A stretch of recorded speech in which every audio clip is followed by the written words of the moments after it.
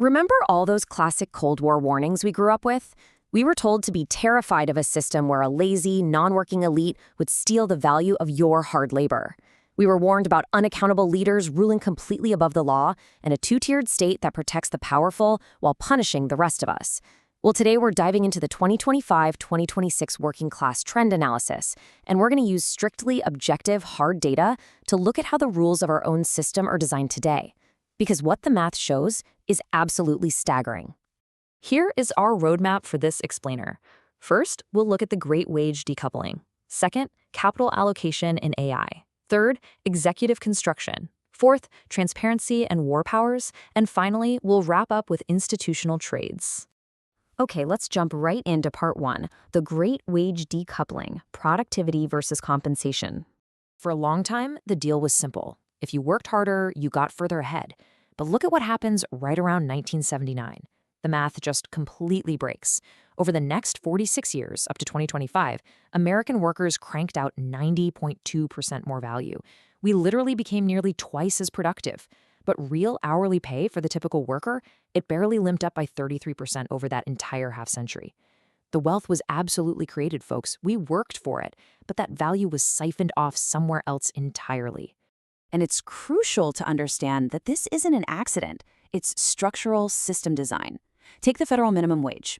It has been frozen dead in its tracks at $7.25 an hour since 2009. No adjustments for inflation, no bumps for productivity, nothing. Meanwhile, states like California are scrambling, pushing their local minimums up to $16.90 in 2026 just so working people can barely survive. When the federal baseline is just frozen like that, it's essentially a policy choice to intentionally erode the purchasing power of everyday Americans year after year. Which brings us to part two, capital allocation and AI risk. Or, to put it simply, where did all that money actually go? If you generated 90% more value but didn't get the raise, who did? Well, the data shows exactly who the real moochers in the system are. Small cap companies, for example, are taking 68% of their cash flow and just handing it right back to investors. We're talking 40% funneled straight into dividends and 28% into share buybacks. Globally, in 2026, a staggering $2.47 trillion was paid out in dividends alone. That is wealth extracted directly from your labor, completely bypassing the workers who actually produced it. And here is the kicker. Who is getting all those dividends and buybacks? The top 10% of households currently hold over 87% of corporate equities and mutual funds. So our economic engine is literally designed to take the value created by working Americans and funnel it upward to a non-producing elite class. It's exactly the kind of economic extraction we were always warned to fear. And Wall Street is thrilled about what comes next. Goldman Sachs currently projects that generative AI could replace the equivalent of 300 million full-time jobs. 300 million! Two-thirds of jobs in the US and Europe face some level of automation. If the system is already rigged to reward capital over labor, deploying AI at this scale is just going to put that extraction on warp speed. Moving on to part three, executive construction and how leaders are bypassing the norms. Remember the warning that authoritarian leaders rule completely above the law?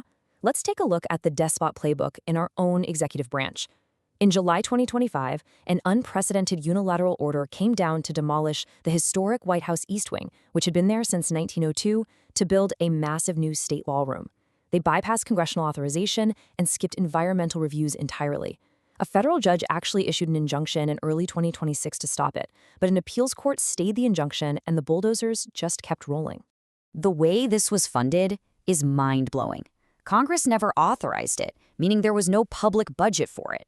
When the price tag exploded to over $400 million, existing federal repair funds couldn't even cover 10% of the bill.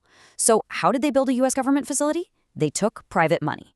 Massive direct corporate funding from Amazon, Apple, Google, Meta, and Lockheed Martin. We literally have massive tech and defense corporations directly funding the unilateral reconstruction of the White House.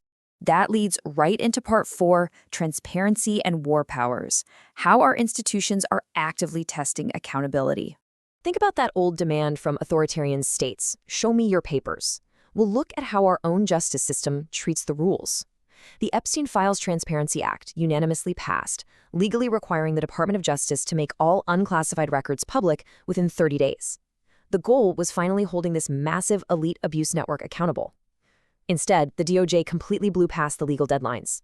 And when they finally did release the documents, they heavily redacted the names of the powerful, politically connected perpetrators, but inexcusably failed to redact the identifying info of the victims. It is a blatant two-tiered system protecting the elite at the expense of the vulnerable. Or look at the military. In February 2026, the executive branch unilaterally launched strikes in the Middle East. They argued it was a defensive response, but they entirely bypassed the War Powers Resolution of 1973, which strictly requires congressional authorization within 60 days. They just ignored the limit. Ultimately, Congress had to pass a rare bipartisan resolution demanding the removal of U.S. forces. We're watching the consolidation of unaccountable power happen right out in the open.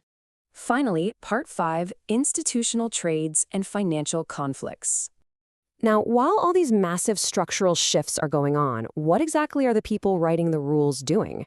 Well, they're getting wildly rich. In just the first quarter of 2026, while high-level policies on AI, energy, and pharma were being drafted, the president alone executed over 3,400 stock trades. We're talking about $250 million traded in just 3 months.